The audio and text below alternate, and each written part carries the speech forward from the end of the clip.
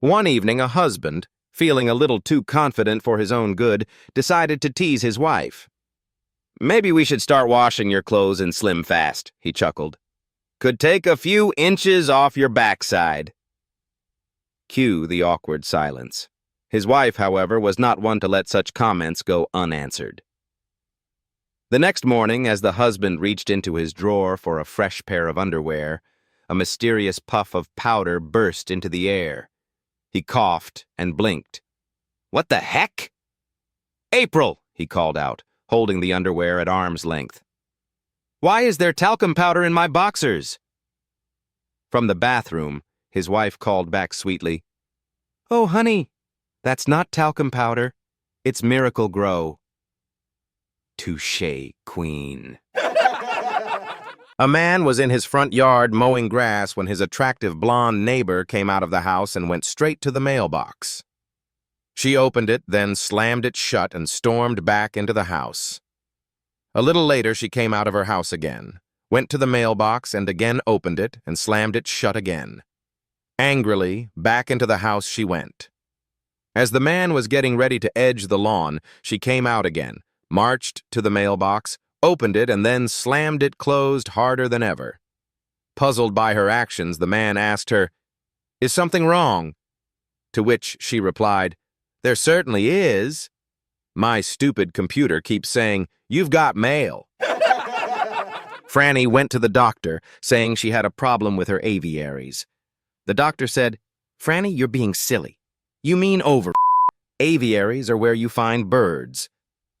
Franny shook her head and said she meant aviaries. Not prepared to argue, the doctor told her to get on the couch for an inspection. After a quick look, he said, "Well, Franny, you're right. There's been a cockatoo in there." There are two doctors staying in a hotel. Both are frantic and worried men who are pacing the hallway in the hotel lobby. One turns to the other and complains, "I'm a doctor and I have a patient in my room with a wooden leg. I have the leg apart and I can't get it back together." The other doctor answers, "Good, I wish that were all I had to worry about. I have a great-looking girl in my room with both legs apart and I can't remember my room number." Johnny was in the playground with his friend Jimmy when he noticed the brand-new shiny watch Jimmy was wearing. "Did you get that for your birthday?" he asked. "Nope," Jimmy replied. "Well, did you get it for Christmas then?" Johnny asked. "Nope." "You didn't steal it, did you?" "No," said Jimmy. "I went into Mom and Dad's bedroom the other night when they were having love. Dad gave me his watch to get rid of me." Johnny was extremely impressed with this idea and extremely jealous of Jimmy's new watch. He vowed to get one for himself. That night, he waited outside his parents' room until he heard the unmistakable noises of lovemaking. Johnny swung the door wide open and boldly strode into the bedroom. His father, caught in mid-stroke, turned and asked him angrily, "What do you want now?" "I want a watch," Johnny replied. "Well, stand in the corner and keep quiet then," said his father. A woman tells her plastic surgeon that she wanted her lips reduced in size because they had become too loose and floppy. Out of embarrassment, she insisted that the surgery be kept a secret, and the surgeon agreed. Awakening from the anesthesia after the surgery, she found 3 roses carefully placed beside her on the bed. Outraged, she immediately calls in the doctor. "I thought I asked you not to tell anyone about my operation."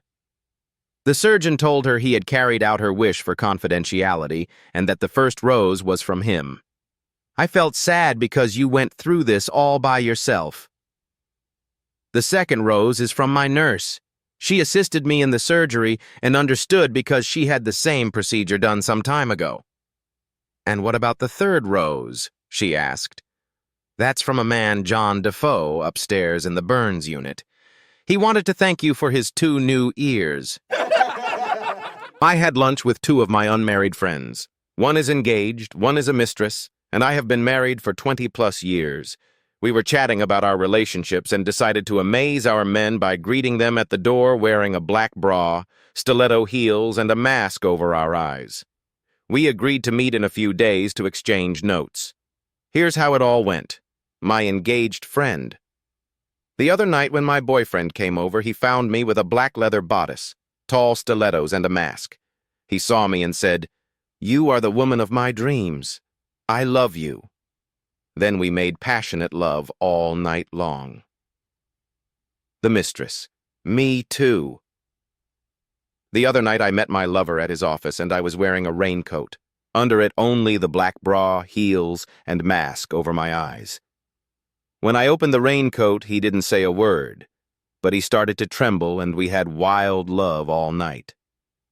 Then I had to share my story. When my husband came home, I was wearing the black bra, black stockings, stilettos, and a mask over my eyes. When he came in the door and saw me, he said, "What's for dinner, Zorro?" A man goes to visit his 85-year-old grandfather in the hospital. "How are you, Grandpa?" he asks. "Feeling fine," says the old man. "What's the food like?" "Terrific, wonderful menus." "And the nursing?" "Just couldn't be better. These young nurses really take care of you." "What about sleeping? Do you sleep okay?" "No problem at all. 9 hours solid every night. At 10 o'clock, they bring me a cup of hot chocolate and a tablet, and that's it. I go out like a light." The grandson is puzzled and a little alarmed by this, so rushes off to question the sister in charge. "What are you people doing?" he says. "I'm told you're giving an 85-year-old a Viagra on a daily basis. Surely that can't be true." "Oh yes," replies the sister. "Every night at 10 o'clock we give him a cup of hot chocolate and a tablet. It works wonderfully well. The hot chocolate makes him sleep, and the Viagra stops him from rolling out of bed." After a long day of navigating the chaos of her office and battling traffic, Maya finally stepped onto the crowded metro, hoping to zone out on her way home. She found a spot to stand, gripping the pole with one hand, and closed her eyes, ready to let the train's gentle rocking lull her into relaxation.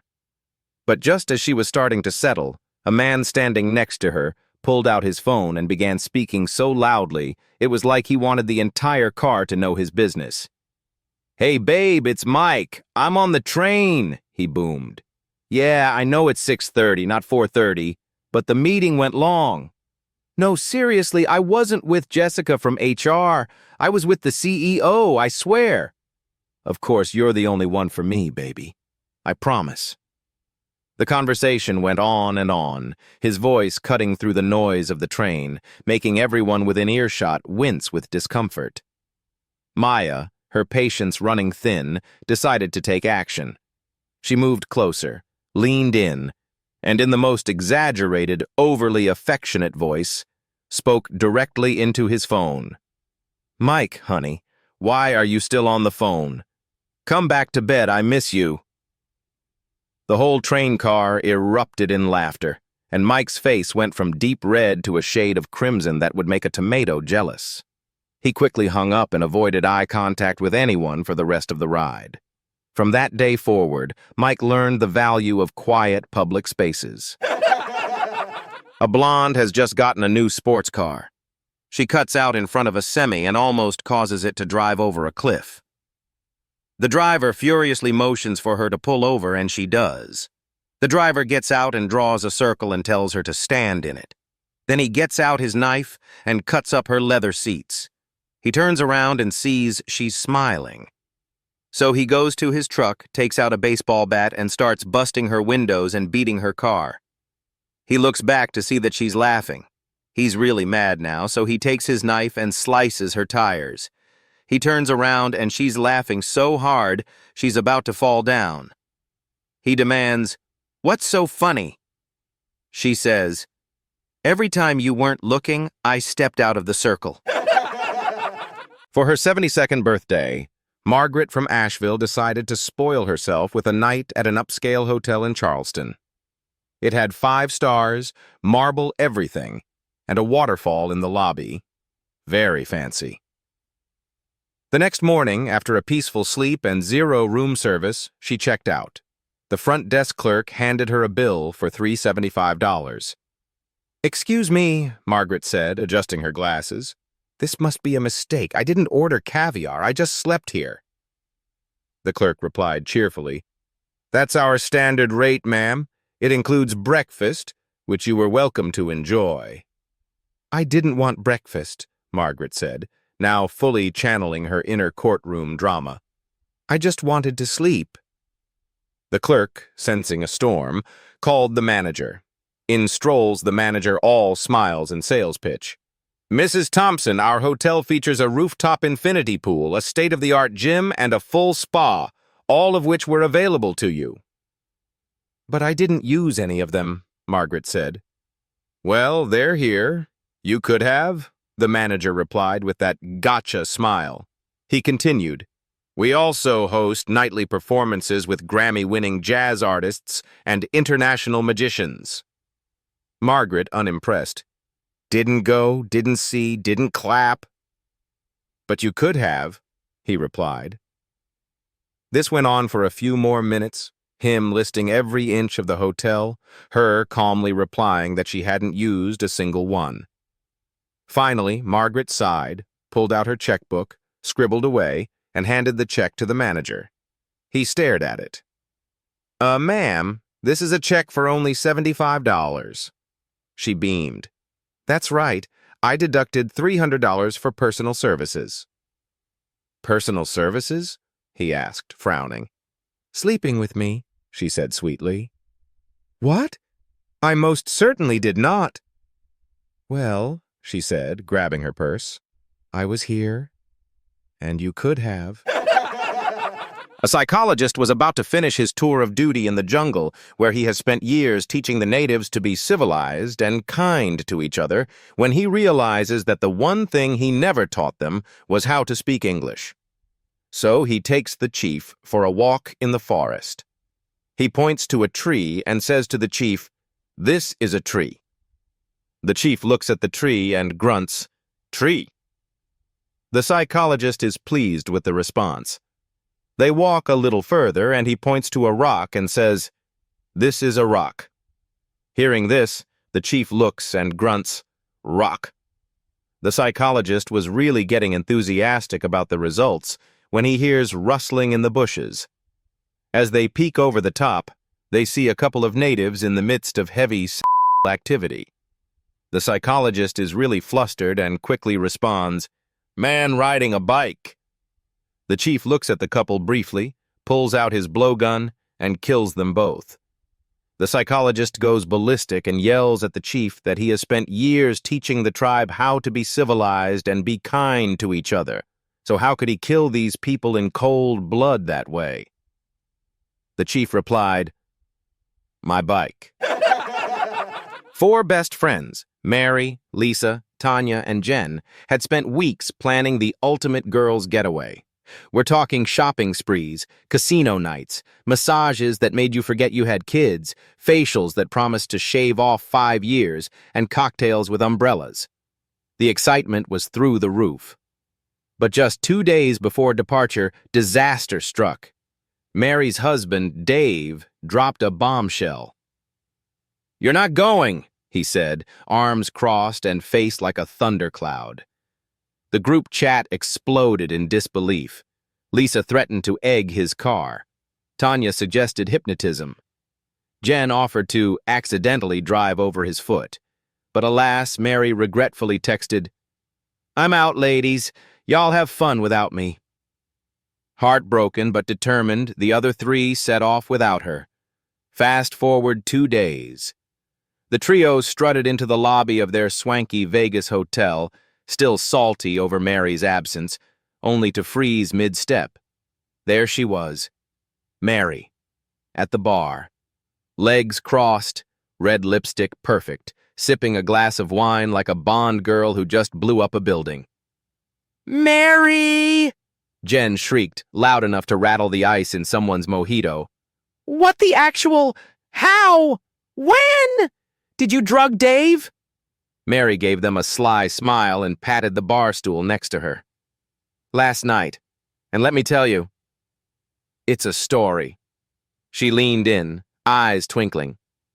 "So I'm on the couch, sulking and watching cat videos, when Dave sneaks up behind me and covers my eyes. Says, 'Guess who?'" Tanya blinked. "Romantic?" Mary raised a brow. Weird, but hold on. I open my eyes. He's standing there wearing nothing but a crooked smile. He leads me to the bedroom. The lights are low, candles lit. The whole thing smells like lavender and poor decisions. Rose petals everywhere. And on the bed, ropes, handcuffs. Lisa gasped. No? Oh, yes, Mary said. He says, tie me up, do whatever you want. She took a sip of her wine, looked at each of them, and delivered the punchline with a wink. So I did exactly what I wanted. I tied him up, kissed him on the forehead, grabbed my suitcase, and got in an Uber. The girls erupted in laughter, drinks clinking, cheeks aching from grins. Jen raised her glass. To Mary. Lisa added, to freedom. Tanya smirked. And to Dave. May he still be there when you get back. Mary clinked her glass with theirs. If not, at least the ropes were comfy. One Saturday morning, Henry passed by his son's room and stopped dead in his tracks. The room, usually a disaster zone, was immaculate. Bed made, clothes put away, not a sock in sight. Then he saw it, an envelope sitting upright on the pillow like a landmine. It read simply, to Dad. With a rising sense of dread, Henry opened it and began to read. Dear Dad, I know this might come as a shock, but by the time you read this, I'll be long gone. I didn't want to deal with the drama at home, so I left to start a new life with Madison, my girlfriend. I know you'd never approve of her. She's 29, covered in tattoos, and rides a custom Harley louder than your lawnmower. But she understands me in ways no one else does. Also, she's pregnant. With twins. We've decided to move to a cabin in the hills. It's off-grid, but we've got solar panels and a composting toilet.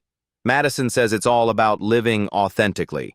She also introduced me to some alternative farming methods. We're starting a little organic operation, mostly tomatoes and a little bit of something else, you know, for bartering. We've already traded seeds for 2 goats and a bread machine. Oh, and don't worry about me. I've watched tons of survival YouTube videos. I'm basically a pro at wilderness living now. Love you always, Leo P.S. None of this is true. I'm just at Dylan's house playing video games. But I figured this letter would make that D+ in algebra seem like less of a big deal. Let me know when it's safe to come home. 2 men left the bar after a long night of drinking, jumped in the car, and started it up. After a couple of minutes, an old man appeared in the passenger window and tapped lightly. The passenger screamed, "Look at the window! There's an old man ghost's face there." The driver sped up, but the old man's face stayed in the window. The passenger rolled his window down partway and, scared out of his wits, said, "What do you want?" The old man softly replied, "You got any tobacco?" The passenger handed the old man a cigarette and yelled, "Step on it!" to the driver, rolling up the window in terror.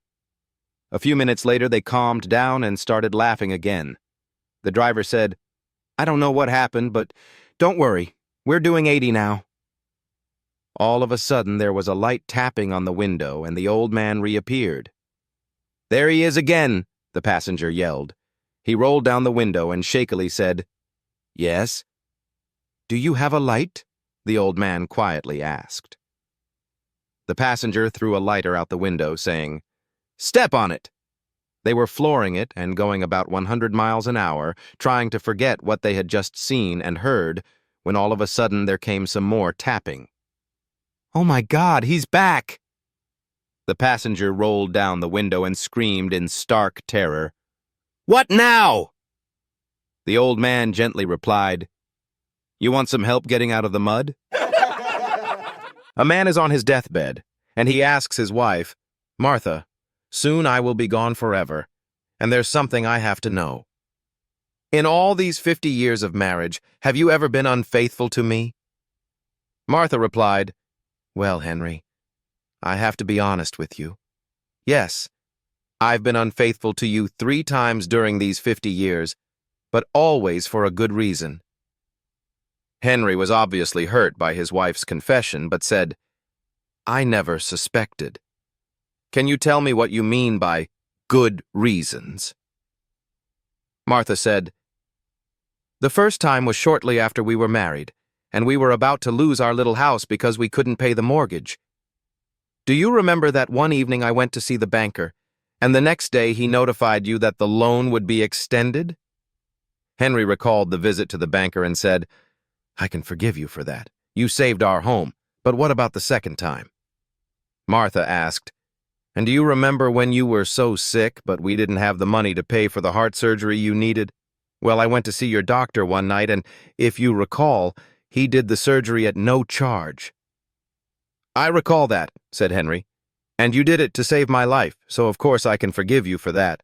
Now tell me about the third time. All right, Martha said. Do you remember when you ran for president of your golf club and you needed 73 more votes? A bloke starts his new job at the zoo and is given 3 tasks. First, he's asked to tidy up the exotic fish pool, which is overrun with weeds. While he's working, a huge fish leaps out and startles him. In his panic, he accidentally knocks the fish into a nearby wheelbarrow.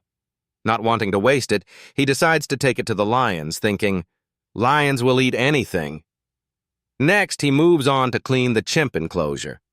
The cheeky chimps are playful and start throwing coconuts at him. While dodging the flying coconuts, he accidentally knocks some over into the same wheelbarrow. Again, he thinks, well, the lions won't mind, and wheels them over to the lion enclosure. Finally, he's asked to collect honey from the South American beehives. As he carefully gathers the honey, the buzzing bees surround him. He accidentally tips the honeycomb into the wheelbarrow along with the bees. Thinking of the lions once more, he heads to their area and says, Here's something sweet for dessert. Later that day, a new lion arrives at the zoo. Curious, he asks another lion, So, what's the food like around here? The lion grins and says, Oh, it's fantastic. Today we had fish and chimps with mushy bees.